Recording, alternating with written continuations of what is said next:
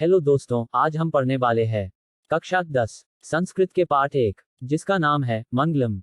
मंगलम का अर्थ होता है शुभ या कल्याणकारी। दोस्तों, इस पाठ में कुल 5 मंत्र या श्लोक है। तो चलिए पहले श्लोक की ओर चलते हैं। तो पहला श्लोक है हिरण्मयेन पात्रेण सत्यस्यापिहित मुखम तत्वं पूषन्न पावृणु सत्यधर्माय दृष्टे। इसका अर्थ है, हे प्रभु, सत्य का मुख सोने जैसा आवरण से ढका हुआ है, सत्य धर्म की प्राप्ति के लिए उस आवरण को हटा दें। इसकी व्याख्या को देखते हैं। प्रस्तुत श्लोक ईशावास्य उपनिषद से संकलित तथा मंगलम पाठ से उद्धृत है। इसमें सत्य के विषय में कहा गया है कि सांसारिक मोह माया के कारण विद्वान भी उस सत्य की प्राप्ति नहीं कर पाते हैं, क्योंकि सांसारिक चकाचौंध में वह सत्य इस प्रकार थक जाता है कि मनुष्य जीवन भर अनावश्यक भटकता रहता है। इसलिए ईश्वर से प्रार्थना की गई है कि हे प्रभु, उस माया से मन को हटा दो ताकि परमपिता परमेश्वर को प्राप्त कर सके।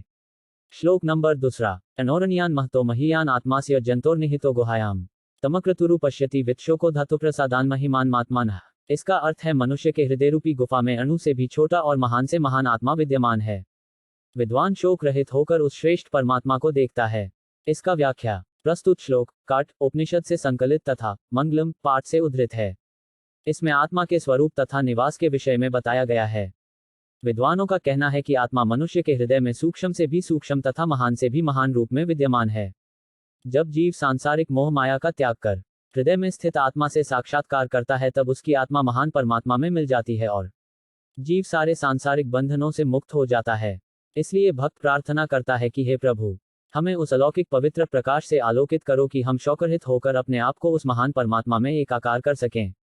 श्लोक नंबर 3। सत्यमेव जयते नानृत सत्येन पंथा वित्तो देव्यानः येनाक्रमन्त्युषयोह्याप्त कामा यत्र तत् सत्यस्य परनिधानम्। इसका अर्थ है, सत्य की ही जीत होती है, झूठ की नहीं। सत्य से ही देवलोक का रास्ता प्राप्त होता है। ऋषि लोग देवलोक को प्राप्त करने के लिए उस सत्य को प्राप्त करते हैं जहां सत्य का भंडार है। इसका व्याख्या। प्रस्तुत श्लोक मुंडक उपनिषद से संकलित तथा मंगलम पाठ से उद्धृत है। इसमें सत्य के महत्व पर प्रकाश डाला गया है।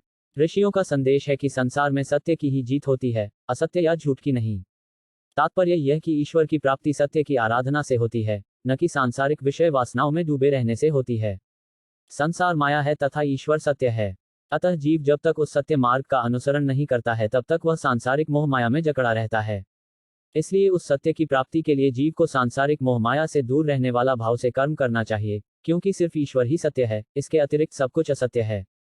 श्लोक नंबर 4। यथा नद्यः स्यन्मानाः समुद्रे स्तम गच्छन्ति नामरूपे विहाय तथा विद्वान नामरूपाद विमुक्तः परात्पर पुरुषमपैति दिव्यम। इसका अर्थ है, जिस प्रकार नदियां बहती हुई अपने नाम और रूप को त्याग कर समुद्र में मिल जाती है, उसी प्रकार विद्वान अपने नाम और रूप को त्याग कर परमपिता परमेश्वर की प्राप्ति करते हैं। इसका व्याख्या। प्रस्तुत श्लोक मुंडक उपनिषद से संकलित तथा मंगलम पाठ से उद्धृत है। इसमें जीव और आत्मा के बीच संबंध का विवेचन किया गया है। ऋषियों का कहना है कि जिस प्रकार बहती हुई नदियां समुद्र में मिल जाती है, उसी प्रकार विद्वान ईश्वर के अलौकिक पवित्र प्रकाश में मिलकर जीव योनि से मुक्त हो जाता है। जीव तभी तक माया जाल में लिपटा रहता है जब तक उसे आत्मज्ञान नहीं होता है। आत्मज्ञान होते ही जीव मुक्ति पा जाता है। श्लोक नंबर 5। वेदामितम पुरुषम महांतम आदित्यवर्ण तमसः परस्तात् तमेव विदित्वाति मृत्युमेति नान्यः पंथा विद्यते यनाय। इसका अर्थ है, मुझे ही महान पुरुष परमात्मा जानो, जो प्रकाश स्वरूप में अंधकार के आगे है। उसी को जानकर मृत्यु को प्राप्त किया जाता है। इसके अलावा दूसरा कोई मार्ग नहीं है, अर्थात आत्मज्ञान के बिना मोक्ष की प्राप्ति संभव नहीं है। इसकी व्याख्या। प्रस्तुत श्लोक श्वेताश्वतर उपनिषद से संकलित तथा मंगलम पाठ से उद्भूत है। इसमें परमपिता परमेश्वर के विषय में कहा गया है। ऋषियों का मानना है कि ईश्वर ही प्रकाश का पुंज है। उन्हीं के भव्य दर्शन से सारा संसार आलोकित होता है। ज्ञानी लोग उस ईश्वर को जानकर सांसारिक विषय वासनाओं से मुक्ति पाते हैं। इसके अलावा दूसरा कोई रास्ता नहीं है। तो दोस्तों, ये पहला पाठ पूरी तरह से समाप्त हुआ। धन्यवाद दोस्तों।